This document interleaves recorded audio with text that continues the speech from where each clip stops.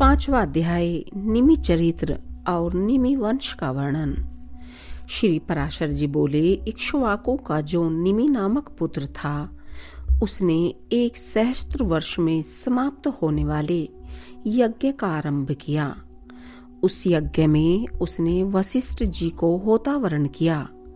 वशिष्ठ जी ने उससे कहा कि 500 वर्ष के यज्ञ के लिए इंद्र ने मुझे पहले ही वरण कर लिया है, अतः इतने समय तुम ठहर जाओ, वहां से आने पर मैं तुम्हारा भी ऋत्विक हो जाऊंगा। उनके ऐसा कहने पर राजा ने उन्हें कुछ भी उत्तर नहीं दिया। वशिष्ठ जी ने यह समझकर कि राजा ने उनका कथन स्वीकार कर लिया है, इंद्र का यज्ञ आरंभ कर दिया।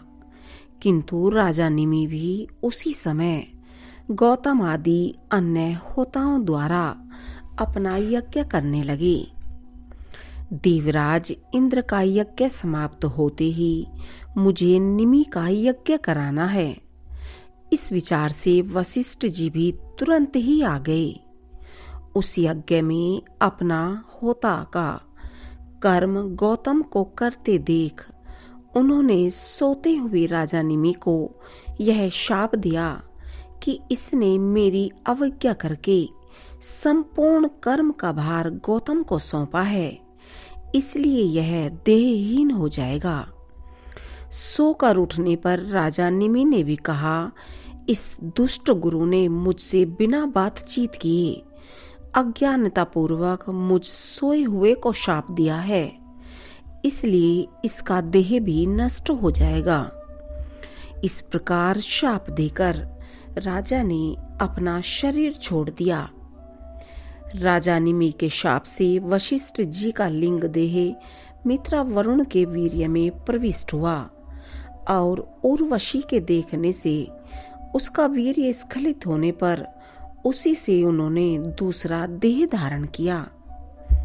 निमि का शरीर भी अति मनोहर गंध और तेल आदि से सुरक्षित रहने के कारण गला सड़ा नहीं, बल्कि तत्काल मरे हुए देह के समान ही रहा। यज्ञ समाप्त होने पर जब देवगण अपना भाग ग्रहण करने के लिए आए तो उनसे ऋत्विक गण बोले कि यजमान को वर दीजिए।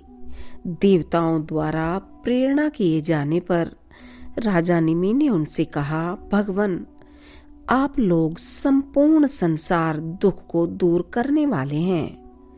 मेरे विचार में शरीर और आत्मा के वियोग होने में जैसा दुख होता है वैसा और कोई दुख नहीं है, इसलिए मैं अब फिर शरीर ग्रहण करना नहीं चाहता। समस्त लोगों के नेत्रों में ही वास करना चाहता हूँ। राजा के ऐसा कहने पर देवताओं ने उनको समस्त जीवों के नेत्रों में अवस्थित कर दिया। तभी से प्राणी निमेषोन्मेष यानी पलक खोलना मूंदना करने लगे हैं। तदंतर अराजकता के भय से मुनि जनों ने उस पुत्रहीन राजा के शरीर को अरणी शमी दंड से मथा। उससे एक कुमार उत्पन्न हुआ जो जन्म लेने के कारण जनक कहलाया। इसके पिता विदेह थे, इसलिए यह वैदेही कहलाया, और मंथन से उत्पन्न होने के कारण मिथि भी कहा जाता है। उसके उदावसु नामक पुत्र हुआ। उदावसु के नंदीवर्धन, नंदीवर्धन के सुकेतु, सुकेतु के देवरात, देवरात के बृहदुक्त, बृहदुक्त के महावीर्य, महावीर्य के सुधृति, सुधृति के धृष्टकेतु, धृष्टकेतु के हर्यश्व, हर्यश्व के मनु, मनु के प्रतीक, प्रतीक के कृतरथ, कृतरथ के देवमीढ़, देवमीढ़ के विबुद्ध, विबुद्ध के महाधृति, महाधृति के कृतरात, कृतरात के महारोमा, महारोमा के स्वर्णरोमा, स्वर्णरोमा के ह्रस्वरोमा और ह्रस्वरोमा के शीरध्वज नामक पुत्र हुआ। वह पुत्र की कामना से यज्ञ भूमि को जोत रहा था। इसी समय हल के अग्रभाग में उसके सीता नाम की कन्या उत्पन्न हुई। शीरध्वज का भाई सांकस्य नरेश कुशध्वज था। शीरध्वज के भानुमान नामक पुत्र हुआ।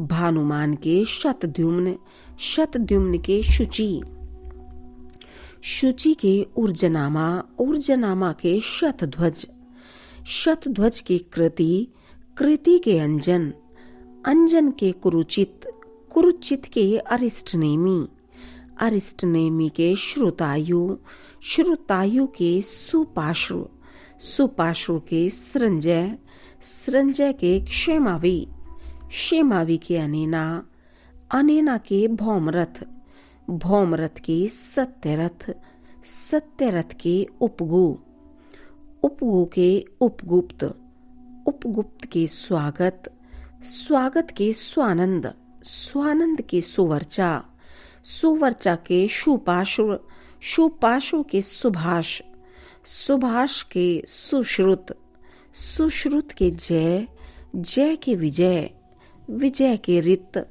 रित के सुनय, सुनय के वीतहव्य, वीतहव्य के धृति, धृति के बहुलाश्व और बहुलाशु के कृति नामक पुत्र हुआ।